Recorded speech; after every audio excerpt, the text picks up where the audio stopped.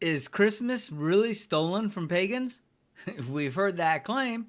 December 25th, Christmas trees, even gift giving, all supposedly pagan. But what if I told you the historical evidence says the exact opposite? Today, we break down why December 25th wasn't borrowed from paganism at all, and how early Christians actually calculated the date from Scripture and theology long before Sol Invictus ever existed. Hi, I'm Mark Bates. This is the Rabbit Room Apologetics, and today's topic is reasons why Christmas is not a pagan holiday. So let's start with the date December 25th is not pagan in origin. The choice of December 25th to celebrate Jesus' birth predates the Roman festival of Sol Invictus, which was established by Emperor Aurelian in the mid 4th century. Early Christians had already associated this date with Jesus' birth at least 100 years earlier. Scholarly works such as Thomas J. Talley's The Origins of the Liturgical Year argue that December 25th is not a pagan date but was derived through early Christian calculations related to Jesus' conception and crucifixion. The idea that Christians took December 25th from pagans is a misconception originating from 17th and 18th century scholars and lacks strong historical evidence. Some evidence suggests that Emperor Aurelian may have adopted the date from Christians rather than Christians adopting it from pagans. Early Christian calculations and observances. Early Christian writers like Hippolytus and Clement of Alexandria discussed and calculated Jesus' birth date, associating it with December 25th or January 6th, well before the pagan festival of Sol Invictus was established. The date was likely chosen based on theological reasoning, such as the belief that Jesus was conceived on the same day he was crucified, which was an old Jewish belief system for major biblical characters. And so they just adopted that, leading to a December 25th birth date 9 months later. Lack of direct pagan origins for Christmas practices. Okay, let's cover that.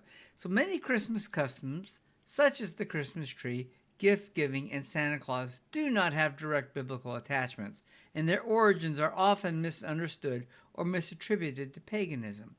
Attempts to link Christmas traditions directly to pagan worship often rely on weak correlations rather than clear causation, and no definitive straight line connects pagan rituals to modern Christmas celebration. Some traditions thought to be pagan were actually practiced by Christians first and later adopted by pagans. So we have some theological and some scriptural considerations here. The key issue is worship and intent, not the origin of customs. Using symbols or practices with pagan origins does not automatically make them idolatrous if they are not objects of worship. Biblical examples show that Israelites used objects and imagery from surrounding cultures without theological problems, suggesting that cultural practices can be adopted without idolatry. Christian liberty and conscience plays a role in how believers approach Christmas customs, emphasizing the importance of the heart and intent rather than mere external forms. So, is there a historical scholarly consensus? Well, the earliest evidence of Christians celebrating December 25th as Jesus' birth comes from the 4th century, but the date was calculated and recognized early in both the Greek East and Latin West. The claim that Christmas is a pagan holiday is often based on misunderstandings or misrepresentations of history and lacks solid academic support. So, these points collectively argue that Christmas, particularly the date of December 25th, is rooted in early Christian tradition and theology rather than paganism, and that many supposed pagan elements are either coincidental, later additions, or cultural adaptations without idolatrous intent. How did the date for Christmas get derived? Well, derivation of the Christmas date, December 25th. Early Christian calculations. So the early Christian scholars sought to determine the date of Jesus' birth by working backward from the date of his death and resurrection, which were central to Christian faith then and today, obviously, and liturgical celebrations. They believed, based on a tradition in early Judaism, that holy individuals died on the same date as their conception or birth. Part of the problem, conception and birth are apart by about 9 months, right? Applying this to Jesus, they fixed the date on March 25th or April 6th in some traditions. And you can see here already the break from the Western Church and the Eastern Orthodox, right? And then calculated his conception on that same date. Adding 9 months to March 25th led to December 25th as the date of Jesus' birth. The theological reasoning behind this. The calculation was not arbitrary, but rooted in theological symbolism. Okay, so remember, this is not biblical, this is symbolic. Linking the conception and death of Jesus on the same date to emphasize his holiness and divine mission. That may be a good thing. The early church was more focused on celebrating the resurrection than the birth, which is what we should be doing anyways, right? But the birth date was still a subject of interest and calculation from the 2nd and 3rd centuries.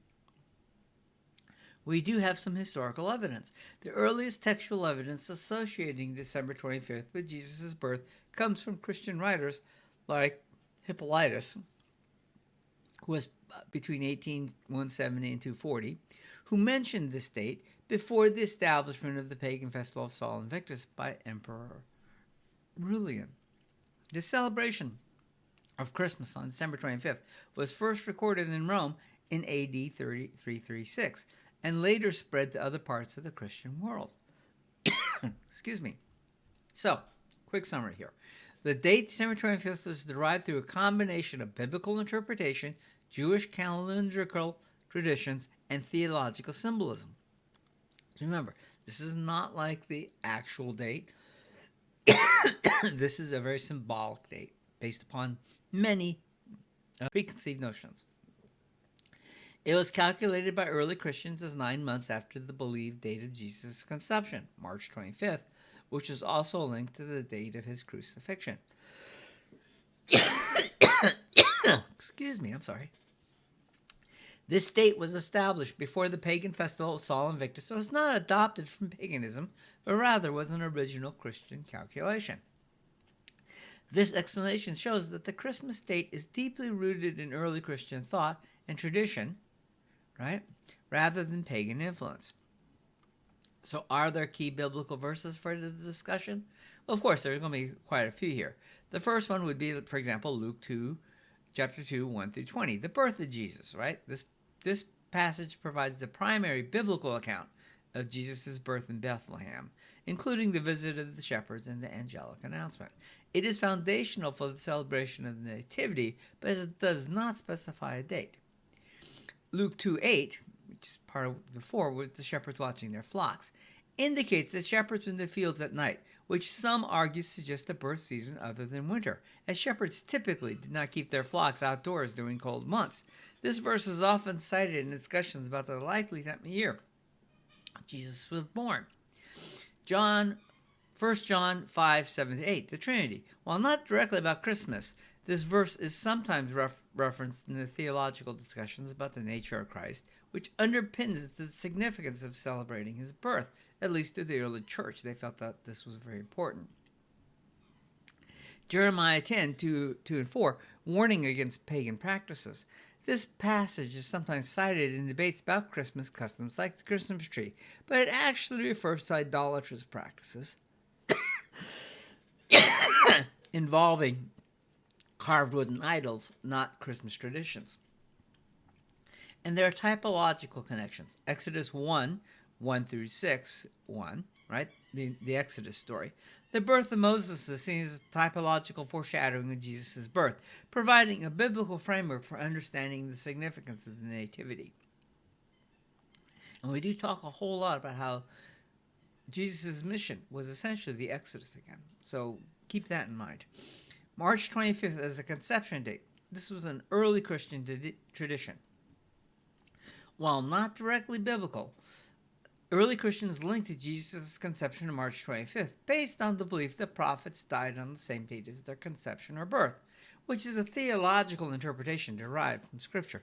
It is not based on Scripture itself.